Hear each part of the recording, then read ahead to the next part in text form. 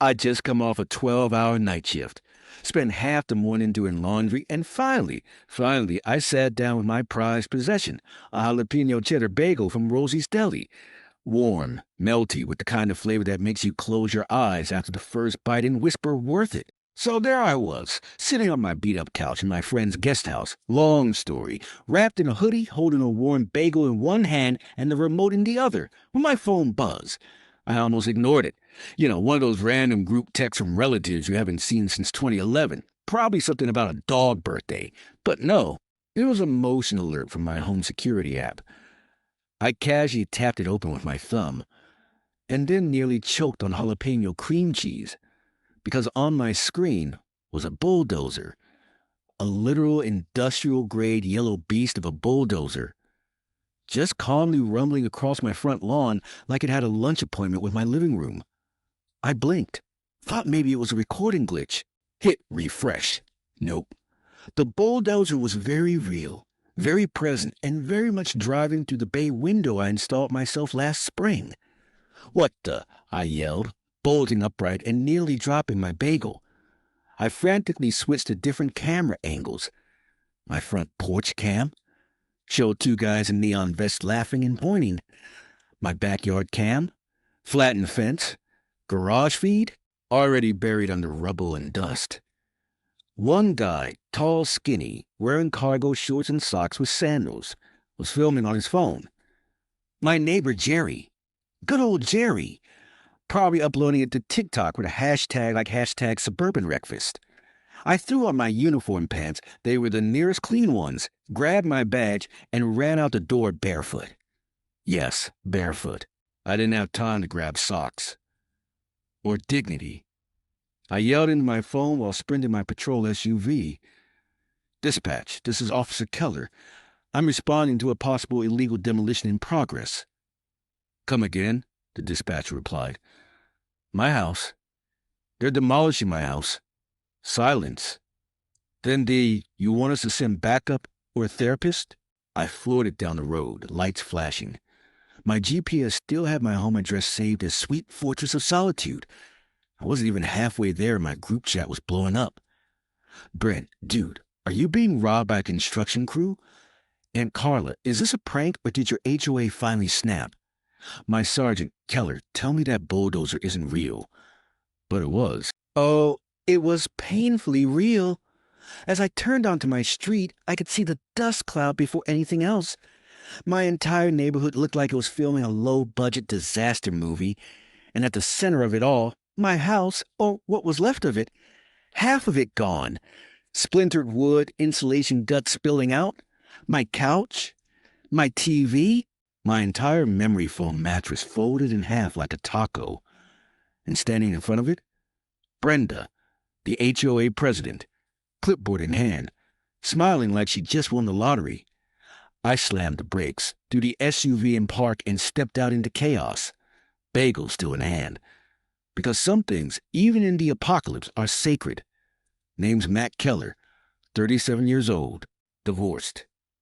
Former high school football hero turned full-time police officer, partial to barbecue chips, fantasy novels, and yelling at squirrels when they mess with my bird feeder. I'm also a proud dog dad to a beagle named Deputy Waffles, who, for the record, has more emotional intelligence than half my precinct, enough to have seen some crazy stuff. Drunk Santas in July, a guy who tried to rob a bank with a banana, even a chicken standoff on the freeway once. But I can confidently say nothing, and I mean nothing, prepared me for the psychological warfare being a homeowner in a neighborhood run by the Cypress Pines OE, a.k.a. the Suburban Syndicate. For those blessed enough not to know, HOA stands for Homeowners Association. In theory, they exist to keep neighborhoods clean and orderly. In practice, they operate like the mafia, but instead of concrete shoes and extortion rackets, they wield passive-aggressive letters, obscure bylaws, and aggressive lawn measuring tapes. They don't break your kneecaps, they break your spirit with fines. Now don't get me wrong. I get the idea behind it. Nobody wants to live next to a guy who turns his front yard into a used mattress graveyard or paints his house neon green. But Cypress Pines, they took it way too far. We're talking fine, happy, surveillance-obsessed, tyrannical nonsense. You leave your trash bin out 45 minutes after pickup? That's a $25 bin visibility infraction. Hang a wind chime? Noise violation? Grow a tomato in the wrong flower bed? Unauthorized produce farming. And the worst part? I didn't even pick this place. My ex-wife did. Back when we were still pretending we liked each other and thought a suburban neighborhood would fix everything. Spoiler, it didn't. She picked a house. I paid for it. She took the dog's Instagram account in the divorce. I got the mortgage and the HOA newsletter from hell. The first few months were fine until I painted my mailbox. Not even something weird. Just a fresh coat of bold navy blue to match the shutters. Brenda, the HOA president, immediately sent me a violation notice for unauthorized color deviation and a polite but threatening invitation to return the mailbox to regulation beige or face enforcement action. Beige, the color of sadness and office carpeting. Things escalated quickly from there. Brenda had it out for me, and I'll admit I didn't exactly make it easy for her. I started pushing back. I challenged fines, asked for bylaw citations, brought a measuring tape to board meetings and fact-checked them in real time. That was probably the day I became her nemesis. And trust me, when Brenda hates you, she commits to it. Weekly citations. Random inspections. She once accused my dog of aggressive tail wagging during a block party. So yeah, I'm Matt Kellers. A guy just trying to do his job, drink good coffee, keep his lawn mowed, and maybe read a chapter of Tolkien in peace while surviving suburban warfare disguised as community regulations.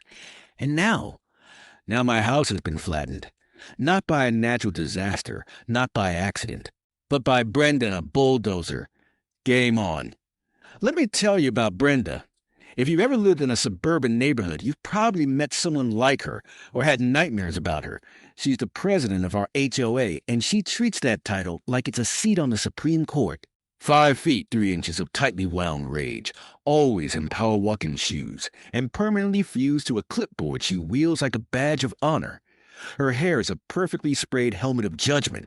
Her car has a personalized license plate, and I'm 97% sure she has a direct landline to Satan. Brenda doesn't walk. She marches through the neighborhood, at least twice a day, with a glare that could set mulch on fire and the uncanny ability to spot a weed from across the street. She documents everything. Your trash bin lid didn't close completely? Picture. Your kid left a skateboard on the driveway for more than 20 minutes? Picture. You waved at her without sufficient enthusiasm? Noted. Her clipboard is basically a burn book for lawns and fences, and heaven help you if your grass grows even a millimeter above regulation height. Our relationship?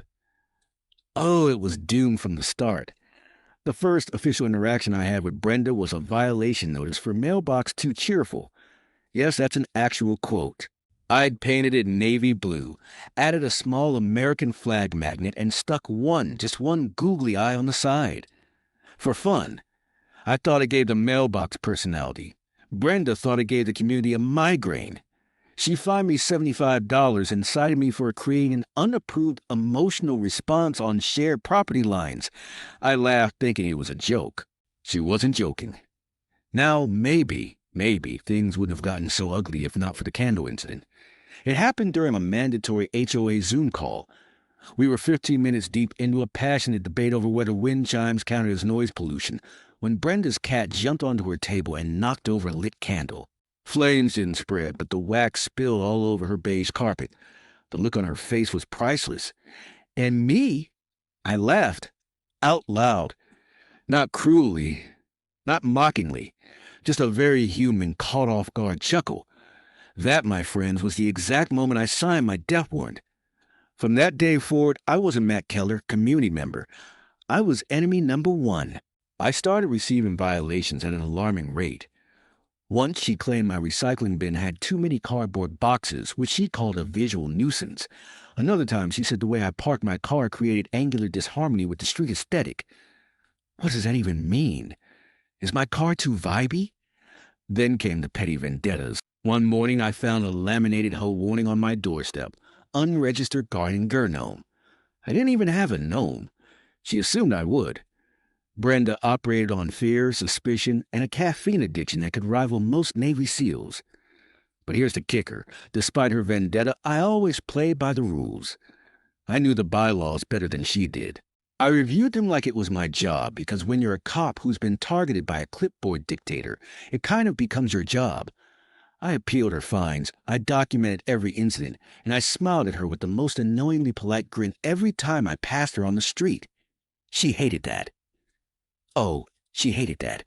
And now? Now Brenda's made her boldest move yet. She sent a bulldozer to erase me. Brenda may have a clipboard, but I've got receipts. And a body cam. It's wild to think that all of this, the chaos, the bulldozer, the court battle started with a blue mailbox. Not even a neon blue. Not glittery or glowing or shaped like a dolphin. Just blue. A strong, respectable navy. The kind of color that says, I have bills and a Costco membership. I thought it looked classy. Modern. Gave my property a little character. Apparently, it gave Brenda hives.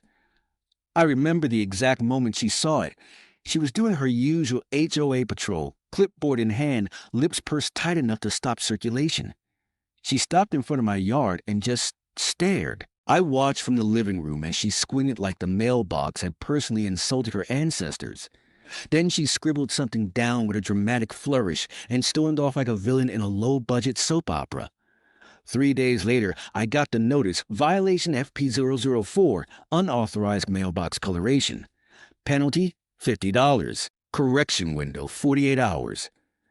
I emailed her back politely, attaching the HOA guidelines, which said nothing about mailbox colors beyond must be maintained and structurally intact. Mine was both. In fact, it had never looked better. She responded with a second notice, now bumped up to $75 and citing the mailbox as a form of visual terrorism against the neutral palate of the community. Visual. Terrorism. That's when I knew this was no longer about regulations. This was personal. Now, I could have repainted the thing beige and moved on. I could have backed down, played it safe. But here's the thing. I'm stubborn. Also, I'm a cop.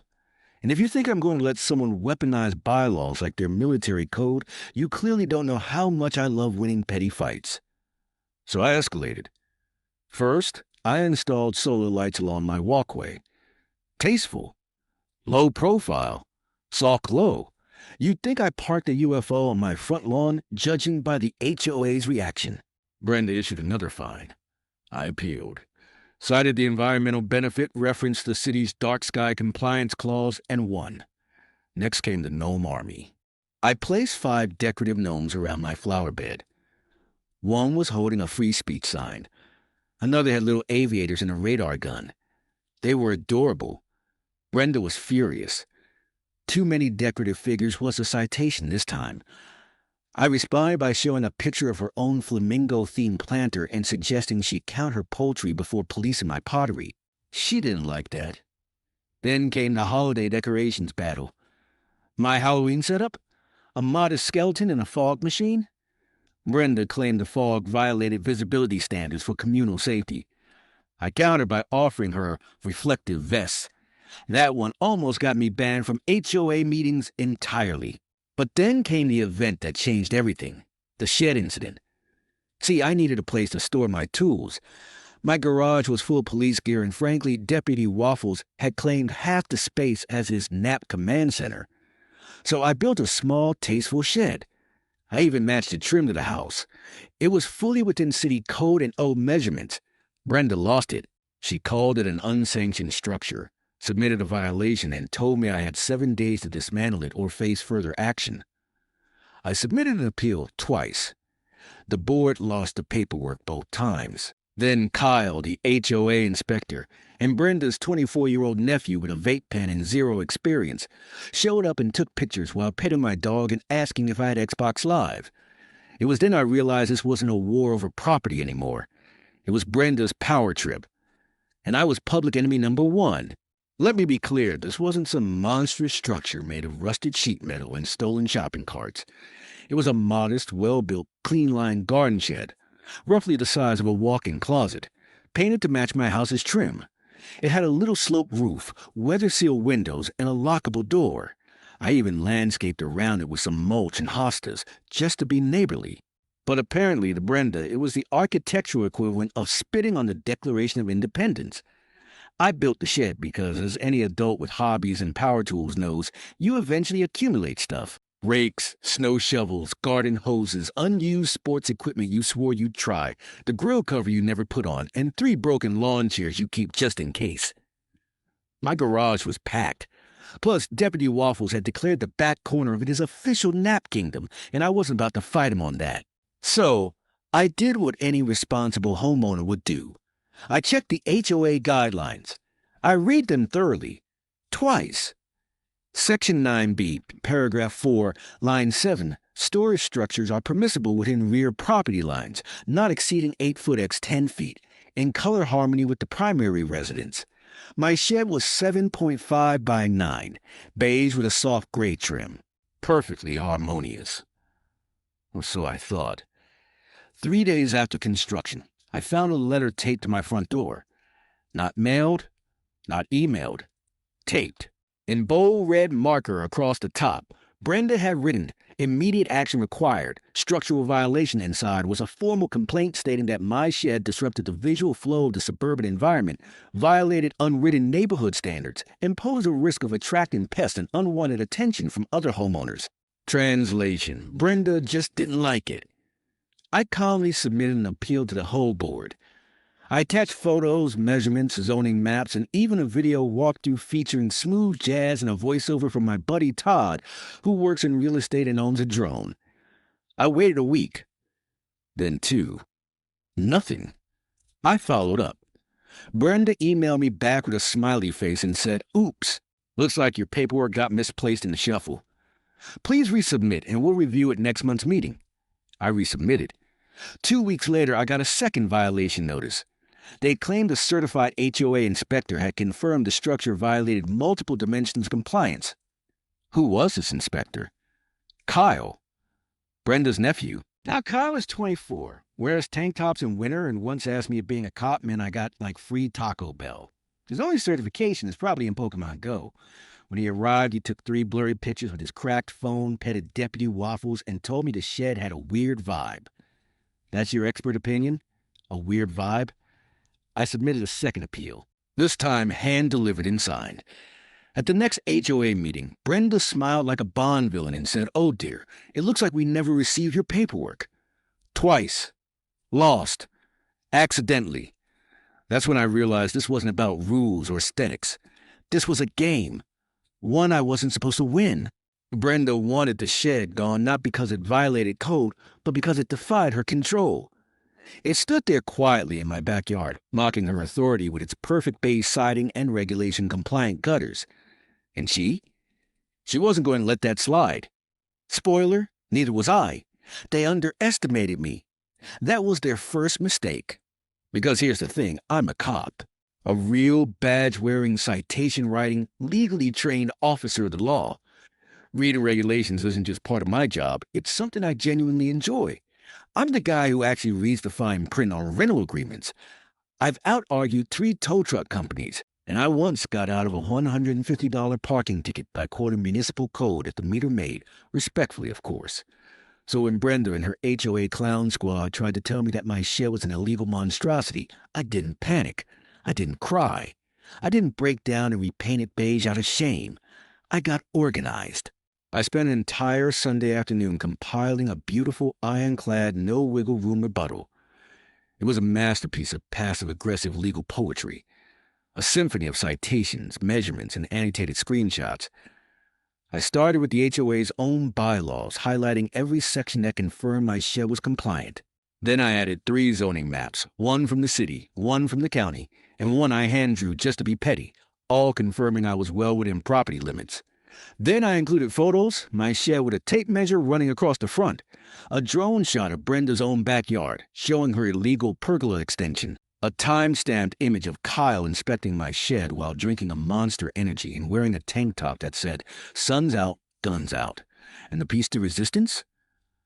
A screenshot from the last virtual HOA meeting. I had paused perfectly on the moment Kyle, mid-hearing, camera still on, was clearly playing Fortnite on a second screen. You could literally see the words "Victory Royale" reflected in his glasses. I wrote the email in my most professional tone, titled it Alleged Shed Violation Response with Supporting Documents, and attached 14 files. 14. Just to make sure they couldn't claim they lost them again, I also printed out the whole thing, placed it in a binder, color-coded tabs included, and dropped it off at the HOA office in person. I even got the receptionist, Rhonda, bless her tired soul, to sign a receipt. And then I waited. 3 days later, I got their response. It wasn't an apology. It wasn't a correction. It wasn't even a, "we'll review this at the next meeting." Nope. The email simply read, "Thank you for your submission. The board has reviewed your concerns. We will now be escalating enforcement." No signature, no explanation, no context. Just those 4 words, escalating, enforcement. I stared at the screen for a good 2 minutes, then laughed out loud. You see, that's when I realized something important. This wasn't about bylaws. It never was. It wasn't about suburban harmony, landscaping symmetry, or shed dimensions. It wasn't even about the color of my mailbox anymore. This was a power play. And they thought I'd fold. They thought if they acted confident, if they spoke in capital letters and vague threats, I'd back down. Paint my shed. Apologize for existing. Crawl back into HOA submission. But they forgot who I was. I wear a Bodycam to work. I file incident reports in my sleep. I once spent 8 weeks taking down a car theft ring with nothing but a traffic cam and a burrito wrapper. You think I can't handle a roguery? Brenda wanted escalation? Oh, she was about to get it to this moment. The day my house got flattened, it all started with a motion alert on my phone, followed by a jaw-dropping live feed from my home security cam showing a bulldozer taking a casual Sunday stroll across my lawn like it was out for a jog. But by the time I tossed on my uniform pants and raced to my patrol SUV, the machine had already punched a hole through my front entryway like Kool-Aid Man with an excavator license. I slammed the siren switch. Red and blue lights lit up the street as I tore through traffic, my tires squealing at every turn. I was yelling into my radio the entire time, "Dispatch! This is Officer Keller. Someone's demolishing my house. I repeat, active demolition in progress at my residence." There was a long pause.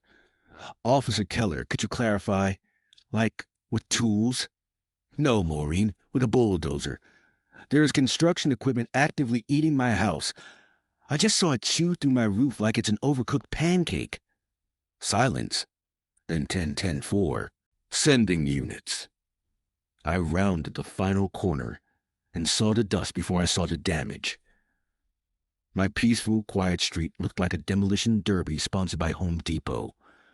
Debris floated in the air like angry confetti. My entire front wall was gone. Gone. Where once stood my prized bookcase and a moderately priced TV setup, now stood a giant yellow bulldozer, idling casually like it had just parked itself for a lunch break.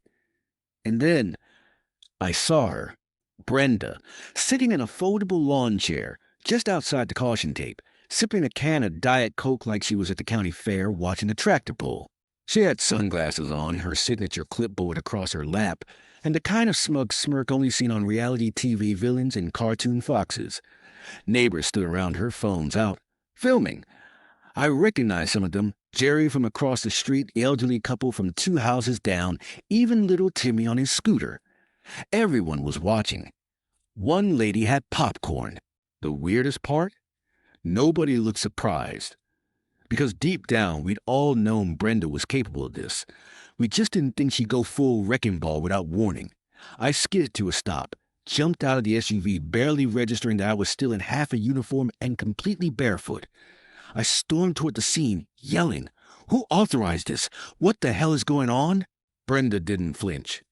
She took one long sip from her can, then finally looked up at me, lifting her sunglasses with a single finger like she was about to deliver a punchline.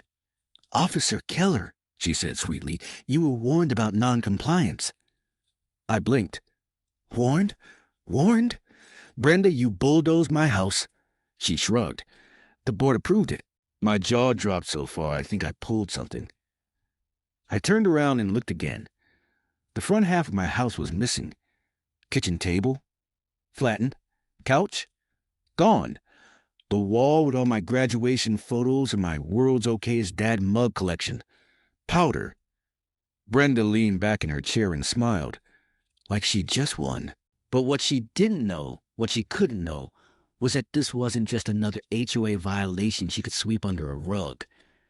This was felony-level property damage, and I had every angle recorded. I stepped out of the patrol SUV like I was walking onto a crime scene, because, well, I was. Only this time, the victim was me. Still half in uniform, badge glinting in the sunlight, adrenaline pounding in my ears. I looked across the rubble that used to be my living room and locked eyes with Brenda. She was waiting for me. Like some twisted HOA boss fight. She didn't stand up. Nope. She just sat there in her foldable chair like a suburban emperor. Her Diet Coke still in hand, sunglasses slightly lowered, lips twisted into a smug little smirk that practically screamed, "I win." "Officer Keller," she purred. "You were warned." I squinted at her, wondering if I had accidentally stepped into a parody sketch. "Warned? Brenda, my house is gone. This isn't a misplaced recycling bin. This is literal criminal destruction of property. You bulldozed the cops' home." She calmly reached down into her canvas tote bag, monogrammed of course, and pulled out a crisp sheet of paper. Waved it in the air like it was a declaration of HOA independence. The HOA board approved this action, as per subsection 12D. Excessive noncompliance. It's all official. I stared at the paper. The heading read HOA board action authorization, and the date at the top was Tuesday. No signatures. No permit numbers. Just a paragraph that looked like it had been written by someone who failed ninth grade civics and got distracted halfway through by a rerun of Judge Judy. "Brenda," I said slowly, "you can't just print a Word document, wave it around, and bulldoze someone's home. That's not how reality works." She crossed her legs and gestured toward the destruction behind me. "Oh, but it already happened, didn't it?" That's when I knew she wanted this confrontation. This wasn't a mistake. It was a power move. She planned it, dreamed about it, probably framed in her head with classical music playing as she crushed my kitchen with heavy machinery. "Brenda," I continued, keeping my voice even, "this is not a civil violation. This is criminal. There are permits, approvals, procedures, and you didn't follow any of them." She rolled her eyes like I just asked her to explain algebra. "The board," I cut her off. "Brenda, the board is 3 people who meet in your backyard over lemonade and passive-aggressive muffins. That's not legally binding. You can't demolish a private residence because you think the shed was too confident." She bristled. The structure violated neighborhood harmony. I motioned to the gaping hole where my wall used to be. "Oh yeah, and this totally screams harmony." By now, neighbors were gathering. Phones still recording. Someone whispered, "Did she really bulldoze his house?" Another muttered, "I knew Brenda was nuts, but this is next level." Even Kyle, her Fortnite-loving nephew and self-declared certified inspector, was peeking from behind a minivan like a kid realizing he helped set off fireworks inside the school. I turned to Brenda one last time, pulling my body cam forward so she could see the little red light blinking. This entire conversation, recorded, along with the footage from 4 security cameras, 3 doorbell cams, and, I'm guessing, at least 15 neighbor phones. She blinked. The smirk wavered. I pulled out my radio. "Dispatch, this is Officer Keller. I need a patrol unit code 3. Suspected felony property destruction. Also requesting city code enforcement and legal consult." Brenda straightened in her seat. "You're really escalating this?" I leaned in, voice low. "Oh, Brenda, I'm just getting started. Let's get one thing straight. When you're a cop, you learn early on that documentation is everything. It's not enough to say, 'He threatened me' or 'She bulldozed my living room.' No, you need proof. Video, audio, timestamps, preferably in HD with clear lighting and multiple camera angles. Lucky for me, I don't mess around when it comes to protecting my property. So the moment I saw the bulldozer roll into frame on my security app, I didn't just panic, I hit record.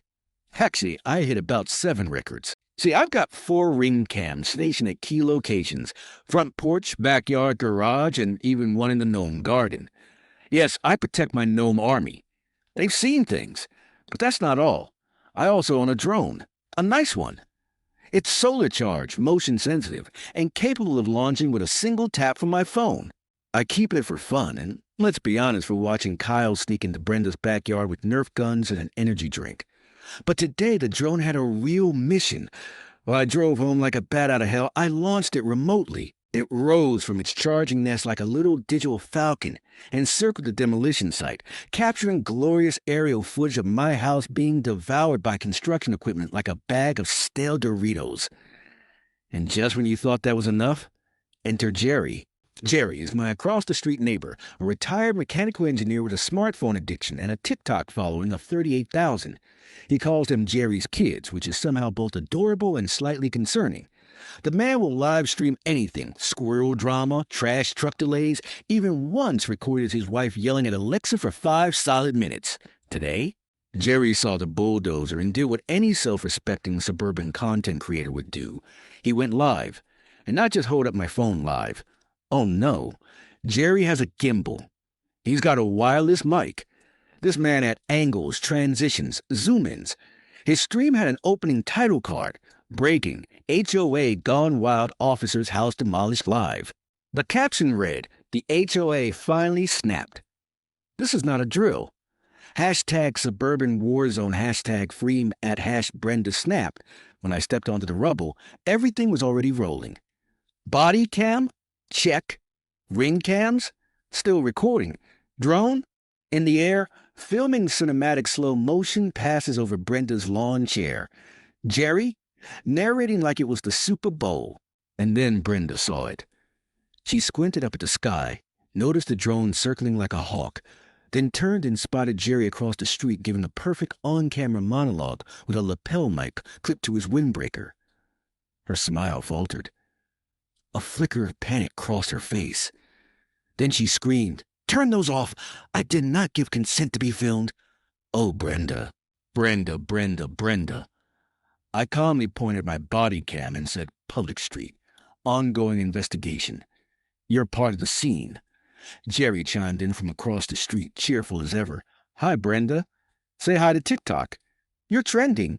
She scrambled to shield her face with the HOA authorization form, which, might I remind you, looked like it was printed off Google Docs 5 minutes before demolition.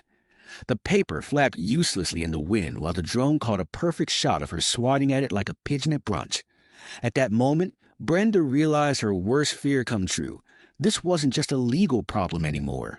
This was content. The internet had entered the chat. And once it does, no amount of clipboards or bylaws can save you. The HOA horror show had gone viral. After Brenda's meltdown and the neighborhood's collective realization that this demolition was turning into a live episode of Suburban Court, the Unhinged Chronicles, I turned my attention to the real machinery, the actual guy inside the bulldozer that had just chewed through my living room like a hot knife through drywall. He was still sitting inside the cab, engine humming quietly, a little puff of dust settling around the treads. The dude looked like a deer in headlights, yet the deer was covered in diesel grease and wearing a Dave Matthews Band tank top. I walked over slowly, adjusting my badge, trying to look less like a furious homeowner and more like the reasonable officer of the law I was trying to be. He saw me coming and immediately opened the cab door, hands raised like he was surrendering to airport security. Hey, look, man, I swear I didn't know this was somebody's house." His voice cracked halfway through the sentence. Poor guy looked one drywall beam away from full-on sobbing. "Sir," I said calmly, "step down from the machine. Let's talk." He hogged out, wiping his hands on his jeans, which were already coated in more dust than a forgotten attic. He was maybe mid-30s, average build, slight mullet, and eyes that screamed, "I just came here for a paycheck, and now I'm in a true crime documentary." "Name?" I asked. "Kevin McMurtry. McMurtry Excavation Services. I'm the only employee." "It's kinda just me and my cousin's trailer." Of course it was. I pointed to the still rumbling bulldozer behind him. "Kevin, what were you hired to do today?" He swallowed hard. "Just demo work. I got a call from some guy named Kyle. Said it was HOA business. Told me it was urgent. The structure was condemned by community vote and needed to be flattened before legal pushback. I blinked. Condemned by vote? He nodded rapidly. Yeah, that's what he said. I didn't ask for a permit because, but most of my jobs are like sheds and fences and stuff. I don't usually do full houses, you know.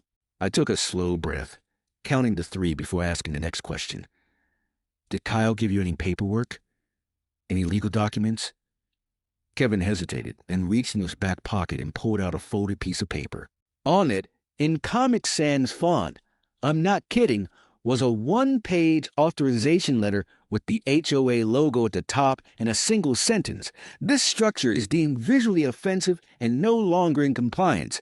Please proceed with demolition immediately. Signed, Kyle O. Enforcement Officer. I stared at it for a long second. Kevin, did you get paid? Yeah, in cash. Up front.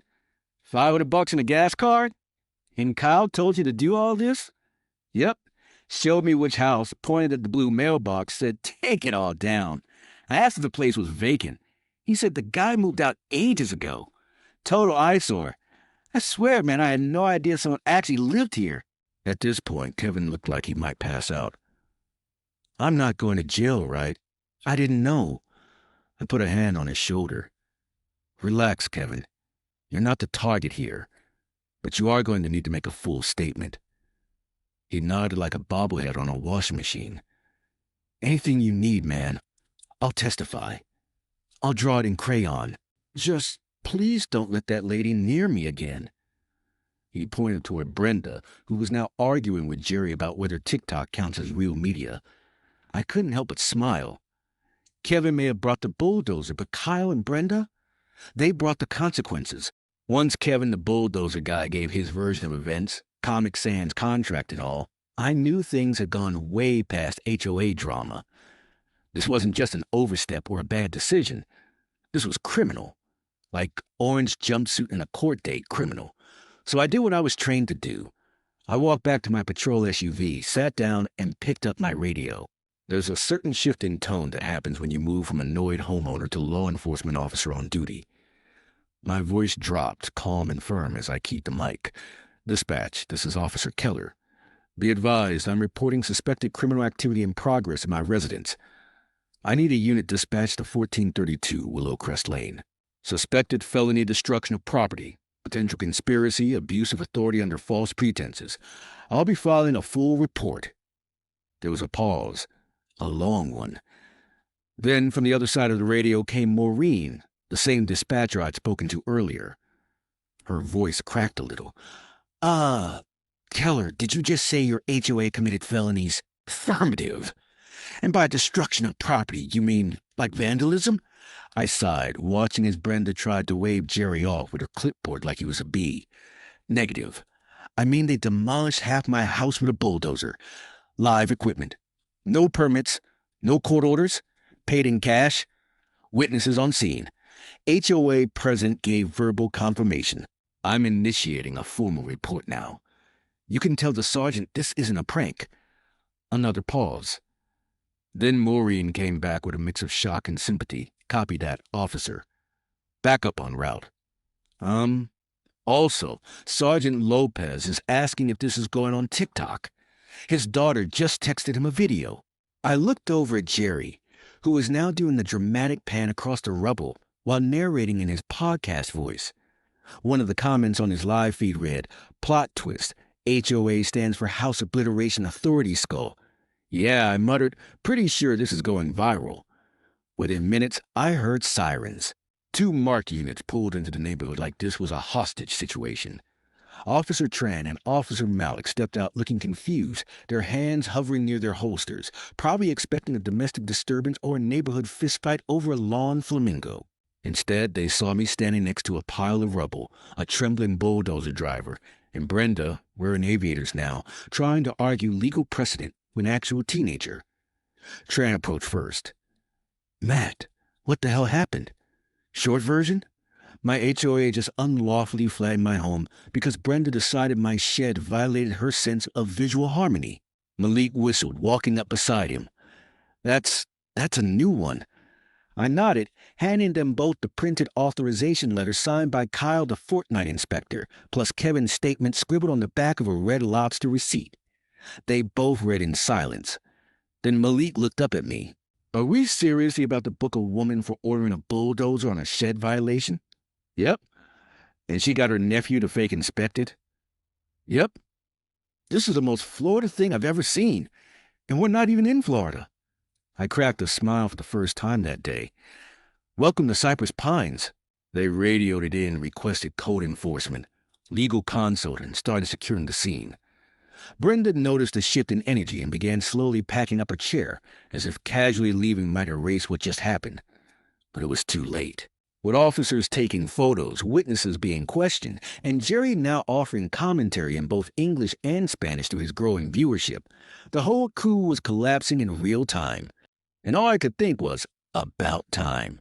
You'd think by now, after the bulldozer, the police units, the viral live stream, and Kevin the terrified equipment operator confessing everything while sweating through his tank top, that Brenda would have figured out her reign was over, that this suburban HOA dictatorship was done, that the clipboard no longer held power.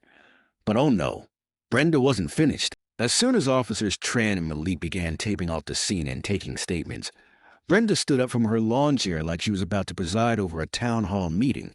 She brushed the dust off her khakis, adjusted her cardigan like a superhero cape, and marched over to the arriving unit like she was greeting subordinates.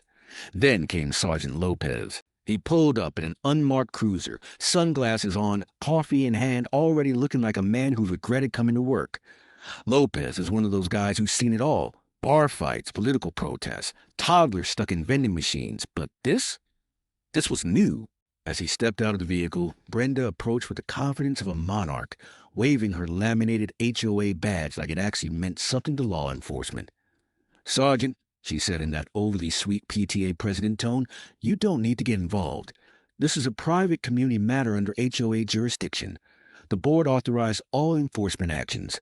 Lopez blinked at her, then looked at the bulldozer, then looked at the hole where my kitchen used to be, then looked back at her with the same expression I imagine he uses for people who try to bring live goats into Walmart. Ma'am, he said slowly, you bulldozed a cop's house. She nodded like that somehow supported her case. Yes, because he refused multiple compliance notices and erected an illegal structure. Right. But again, you bulldozed a cop's house. That's not private. That's not HOA business. That's just...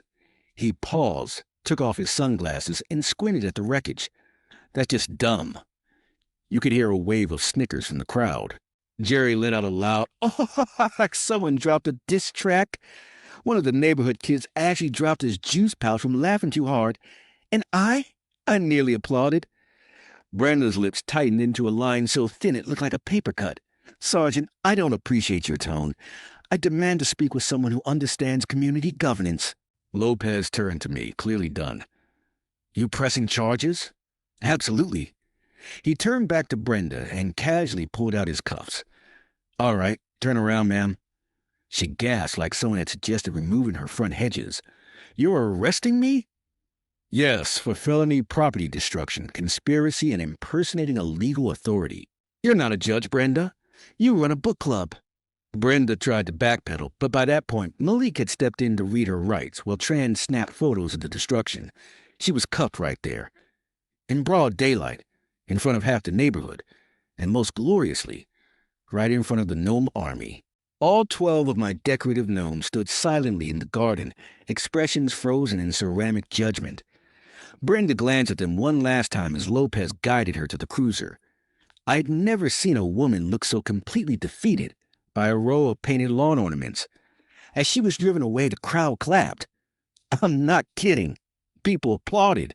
It felt like the final scene of a movie, the villain taken away, the credits about to roll, the gnomes staring triumphantly into the distance. And just like that, the tyrant of Cypress Pines was dethroned. Once Brenda was in the back of the cruiser sputtering about bylaws and community visual integrity, it was like the entire neighborhood collectively exhaled. For the first time in years, people were standing in their yards talking to each other, not whispering in fear of citations, not tiptoeing around lawn drama, but actually laughing. But it got better, because just when I thought the story had reached its climax, the real fallout began. And oh boy, did the HOA implode like a folding chair at a family reunion. Within the hour, city officials arrived, clipboard-wielding, stern-faced, real inspectors, not Kyle with his vape pen and attitude. They began combing through documents, snapping photos, and reviewing everything Brenda had claimed was authorized. Spoiler alert, none of it was. Turns out Brenda had been running her own private HOA empire for years. The paperwork trail was a disaster. We're talking cartoon-level corruption. She'd been falsifying enforcement letters at least a dozen, approving emergency votes without a quorum, a.k.a. voting alone in her living room while watching reruns of Murder, she wrote, issuing fines that never made it into the whole ledger. And the cherry on top, using HOA funds to purchase a 6-person luxury hot tub. When asked why the community budget listed a $4,800 charge labeled suburban thermal therapy unit, Brenda had apparently told the treasurer it was a stress management tool for board cohesion. Translation? A hot tub for meetings that no one was invited to. At one point, Malik held up a receipt for frozen margarita mix, spa-grade towels, and Bluetooth waterproof speakers, all billed to the HOA budget. She wasn't running a board. She was hosting private pool parties with HOA dues. And the best part? She wasn't alone. Half the board had no idea what was going on. The other half? Complicit. Kinda. Sorta. Or at least willfully ignorant. When they saw the city inspectors arrive and start asking questions, they suddenly discovered their moral compasses. One by one, they resigned. Carol from Lot 17 turned in her badge like it was a police drama. Rick, the treasurer, claimed he thought the hot tub was a raffle prize. And Susan from the landscaping committee dramatically tore up her garden violation book and declared, I only joined because I liked fonts. And then there was Kyle. Kyle had been hiding out behind a neighbor's bush for most of the chaos. He peeked out right as the city officials started asking, and who authorized the demolition contractor? You've never seen a 24-year-old man in cargo shorts run that fast. No questions, no goodbyes, just full-on sprinted down the sidewalk like his Fortnite avatar. I heard someone yell, "Bro, you forgot your vape," as he vanished around the corner. Malik shook his head, muttering, "We'll catch him eventually." So there was. In the span of 3 hours, the Cypress Pines Hole went from tyrannical overlords to a neighborhood meme. All it took was one bulldozer, one brave drone, a gnome army, and a man with a bodycam and nothing left to lose. The board was officially dissolved. The city froze the host bank account for forensic audit, and someone updated the neighborhood website banner to say, "Welcome to Cypress Pines, now 100% less Brenda." Peace had finally returned to the cul-de-sac. The clipboard dictatorship was no more. But I wasn't done, because justice is sweet. But revenge? Revenge comes with blue paint and a rebuild permit. With Brenda in cuffs and the HOA board collapsing faster than a Jenga tower during an earthquake, I knew we were just getting started. Sure, the police report was filed, the bulldozer was secured, and Kyle was probably halfway to Nevada by now. But now came the next chapter, legal destruction. And for that, I needed backup. I needed a legal bulldozer of my own. Enter Marcy Stein. Now, you live anywhere in the state, and you've ever seen a small business take on a corporation and win, odds are Marcy had something to do with it. She's the kind of attorney who doesn't walk into court. She struts in cowboy boots and leaves with court transcripts that read like action movie scripts. Her business card just says Marcy Stein, Justice with a side of sass. I called her office the same day. Her assistant said she's in mediation with a luxury spa over unfair towel pricing. I said, my HOA bulldozed my house. There was a pause. Then, hold, please. She'll take this one personally. 5 hours later, she was in my driveway, wearing boots with silver tips, holding a briefcase shaped like a horse saddle, and sipping an iced coffee the size of a toddler. She stepped over the rubble that used to be my porch, looked around at the demolition site like she was examining a crime scene, then said, "Y'all weren't kidding. This is carnage." I gave her a rundown. The bogus citations, the falsified votes, the Kyle Fortnite inspector nonsense, the bulldozer, Brenda's smug Diet Coke, Jerry's TikTok live stream, everything. Marcy listened with laser focus, nodding occasionally, eyes squinting at key moments like she was mentally cross-referencing HOA laws with war crimes. When I finished, I asked what she thought. She took a long sip of her iced coffee, wiped her lip with the sleeve of her denim jacket, and grinned. "Oh, honey, they messed with the wrong public servant." Then she cracked her knuckles like it was a pre-trial ritual. Marcy got to work immediately. She requested every HOA document, subpoenaed board meeting recordings, dug up Brenda's entire tenure from when she first joined the HOA in 2009. Fun fact, Marcy said she fined her own husband for a noisy wheelbarrow once and compiled a 97-page brief titled The People versus the Suburban Circus.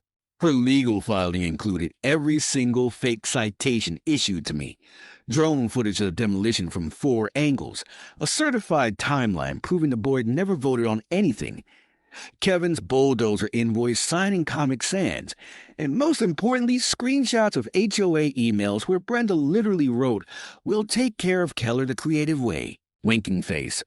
That wink emoji? It was all Marcy needed. She laughed for 30 seconds straight when she read it, then said, "This is better than that time I sued a hospital for painting the psych ward beige and won on emotional damage." She even tracked Kyle down, the little rascal had posted a TikTok about escaping HOA heat with a hashtag that literally said, "Catch my fukin'." Rookie mistake. Marcy had him served in the middle of a vape convention. Once all the paperwork was filed, she turned to me and said, "Now we wait.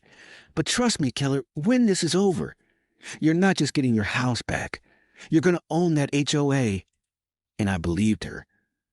Because when Marcy Stein says she's got it covered, they called it the trial of the cul-de-sac. Okay, technically it was just Keller versus Cypress Pines Homeowners Association, but in our town, it was the event of the year. The courtroom was packed, not just with lawyers and HOA members, but with neighbors, reporters, and at least one guy live blogging the whole thing while eating trail mix out of a tactical vest. Even Jerry wore a tuxedo shirt and brought popcorn. The judge had to tell him twice to put his phone away after he tried to live stream the opening statements. Courtroom sketch artists were fighting over who got to draw Brenda's angry face. One guy actually sold stickers of her frown at intermission. It was chaos. Glorious, air-conditioned, professionally litigated chaos. And Marcy Stein? She was in her element. She walked into that courtroom like it was a WWE entrance, cowboy boots tapping against the floor, her legal briefcase gleaming in the fluorescent lights, hair pulled back in what she calls litigation mode. She didn't just prepare for this case, she came in the wreck shop. The opposing side? A disheveled team of whole. Provided attorneys who looked like they'd spent the last 48 hours trying to understand what a ring cam even was. Brenda sat beside them in a stiff blouse, lips pursed so tightly it looked like her mouth had been sewn shut. Kyle? He wasn't even in the courtroom yet, but we'll get to that. Marcy opened with a mic drop moment. "Ladies and gentlemen, this is not just about a shed. This is about power abused, laws ignored, and one man's entire house reduced to splinters because a woman didn't like the color blue." She pointed at the screen, and Exhibit A lit up. Exhibit A, drone footage. The footage showed my house being destroyed in real time. You could hear the bulldozer's engine, see the walls collapse, and even zoom in on Brenda sipping Diet Coke like it was a bulldozing brunch. Gasps echoed in the courtroom. Someone whispered, "That's messed up," and the judge had to bang his gavel for order. Next came the real star of the show, Exhibit B, Jerry's TikTok projected onto the big screen like it was a Zapruder film. 3.2 million views. A commentary track worthy of National Geographic, Jerry narrating with phrases like, "And here we see the HOA president in her natural habitat, emotionally unbothered while violating constitutional property rights." When the judge asked if it was authentic, Jerry stood up and said, "Your Honor, I went viral for justice." The crowd applauded. The judge sighed. Then came the piece de resistance, Exhibit C, Kevin's bulldozer invoice filed under a napkin in Brenda's enforcement binder. The invoice read, "One-day equipment rental residential demolition. Job title, wreck the cop's house payment. Cash, no receipt." Marcy raised an eyebrow so high it hit her bangs. She turned to the jury, which included a woman who later said she joined just to see what Brenda would wear to court, and asked, "If someone handed you that paper, would you believe it was legal?" The jury laughed. Brenda's lawyer tried to object. but the judge overruled him so fast his bow tie spun. Even better, Kyle finally arrived. Late. In joggers, with vape smoke trailing behind him like he was trying to ghost his own subpoena. He took the stand and accidentally admitted under oath that he'd only read the HOA bylaws like once, I think, and that his main qualification as an inspector was that he watched a lot of HGTV during lockdown. That smile said everything. We've already won. If the courtroom had a scoreboard, by the time Brenda took the stand, it would have read, Keller, 99 HOA, a flaming dumpster with a clipboard inside. Brenda's attorney looked like he'd aged 5 years since the trial started. His suit was wrinkled. His notes were stained with coffee and regret. But still, he tried to prep her. Too bad Brenda was about as preppable as a toddler in a candy store. She took the stand with a posture that screamed, I am composed and powerful, but within 30 seconds, it was more like I am one eyebrow twitch away from a meltdown. Marcy Stein, on a suburban superhero in cowboy boots, stood up slowly and walked toward the witness box like a lioness circling a wounded hyena. Mrs. Watkins, she began, using Brenda's full name for maximum legal intimidation, could you explain to the court why you authorized the use of heavy demolition equipment on Mr. Keller's home? Brenda sniffed and straightened her spine. His house was non-compliant. Marcy nodded. Non-compliant in what way? Brenda hesitated. The shed. Marcy clicked her pen.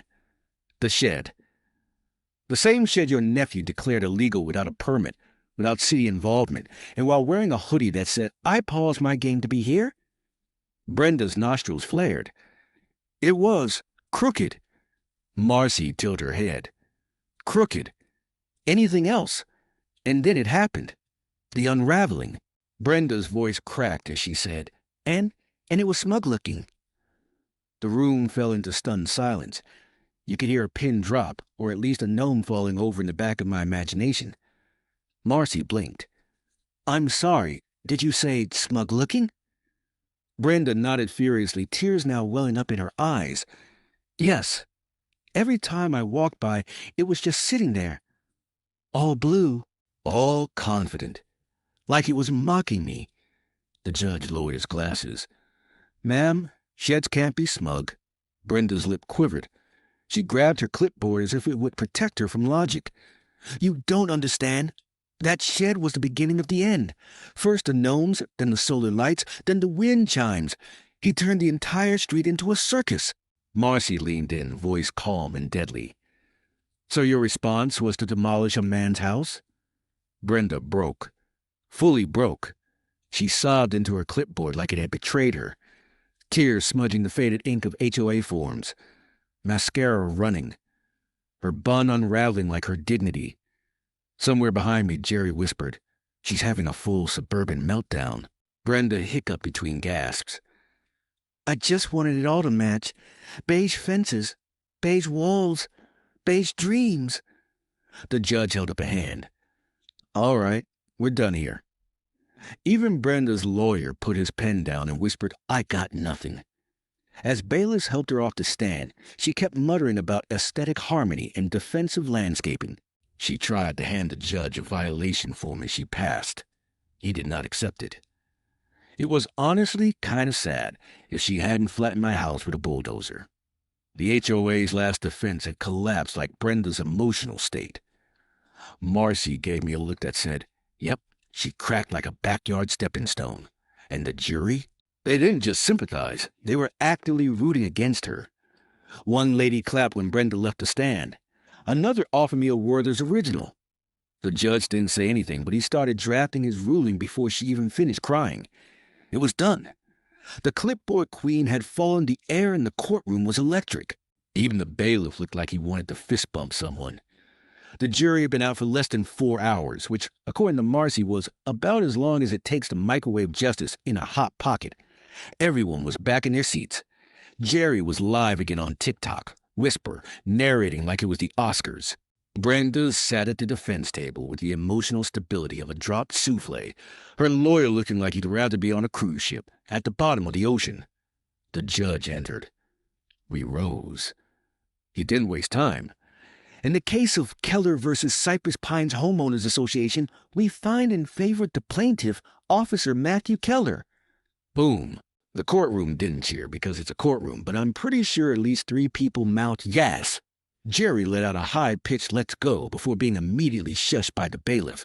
Again,